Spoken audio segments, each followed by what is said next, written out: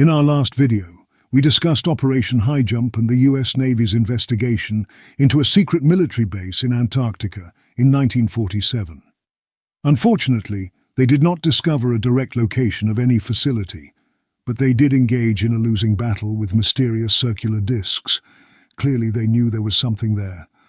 Leading this expedition was Admiral Richard Byrd, who told President Truman and Naval Intelligence about his losing expedition with these mysterious crafts.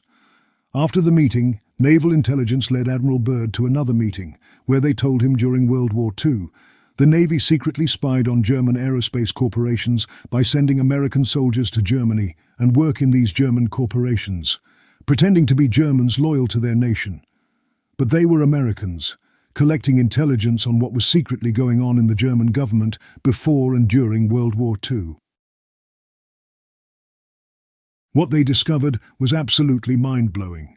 They relayed intelligence information back to the US Naval Intelligence, who deciphered their codes, and it told them there was a mysterious, possibly multiple mysterious, inhuman or foreign creatures leading the German government, creatures who may not be of this earth. When Admiral Byrd was told this, he told them about the creatures he saw inside these craft during his Operation High Jump mission. But there was more, a lot more. Naval Intelligence told Byrd that their spies discovered the Germans were in Antarctica before World War II.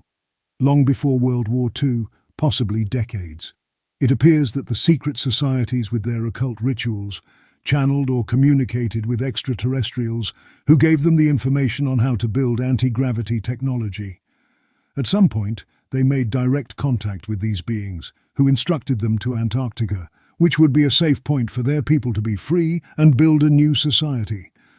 What these beings didn't tell them is that their society in Antarctica would be under their absolute control. American spies in Germany also discovered that these reptilian-like creatures believe this planet belongs to them. Their history tells them they have lived here for millions of years but moved into underground caves and caverns inside the Earth, because the atmosphere on the surface became unsuitable for their immune system. As thousands of years passed, they evolved into an underground advanced civilization, building out large caves and caverns for their people that housed thousands. Eventually they expanded to Antarctica, where they discovered an entirely different humanoid race of giants, with elongated skulls and very physically prowess. These creatures today are nicknamed the pre-Adamites, those who have been here before the biblical times of Adam and Eve and the Garden of Eden. They believe they have been here longer than the reptilians and believe this territory belongs to them.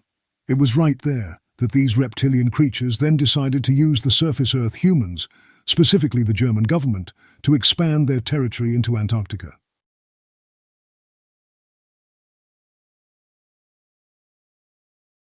Admiral Richard Byrd and the American spies in Germany postulated that our world was not what it seemed to be.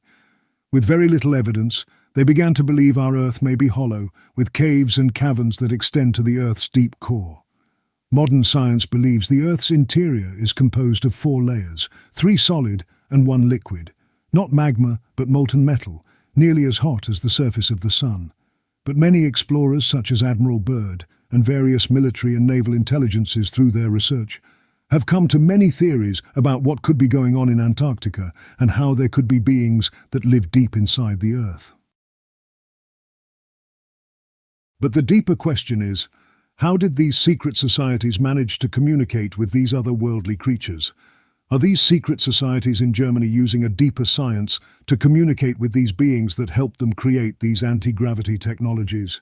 Is there a deeper science and physics the Germans tapped into to create these technologies?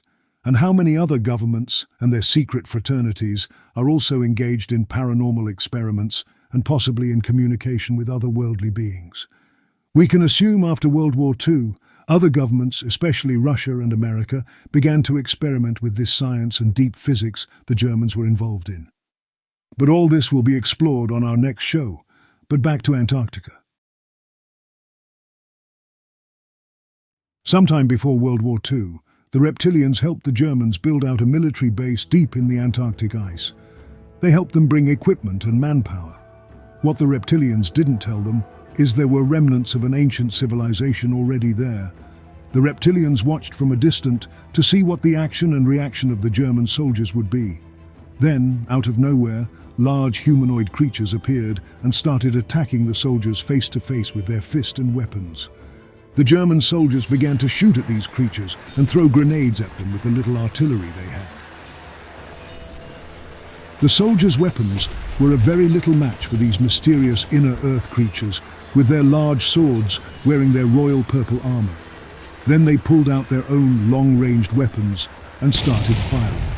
The battle raged on for a short while, back and forth, with face-to-face bloody combat mixed with distant firing, grenades, and mysterious energy laser-like weapons.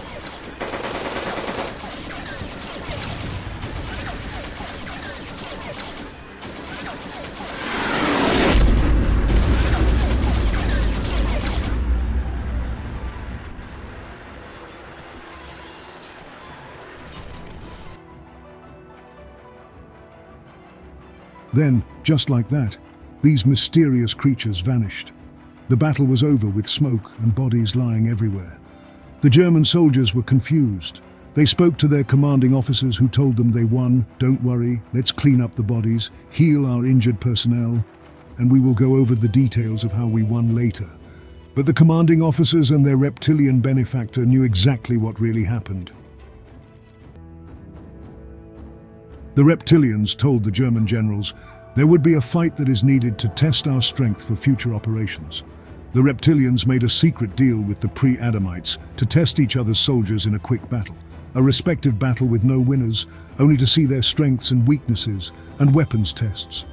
The deaths from the pre-Adamite soldiers were their robotic clone soldiers, and the German soldiers and personal deaths was due to the manipulation of the Reptilians. Some of the generals asked the Reptilians how many other ancient civilizations live here. Will this be a problem in the future? The Reptilians, as they always do, lied and said there should be no other problems. If there are, we will deal with it ourselves. The generals became very comfortable and more dependent on these Reptilians. What the Reptilians didn't tell them is that there are multiple different humanoid races that resided not only in Antarctica, but many other cave layers all over the world. The Reptilians told them they are descendants of the dinosaurs, a higher, evolved, more intelligent version of them. They said extraterrestrials and extra-dimensional beings have been visiting your Earth for millions of years. Some built cities and left them abandoned.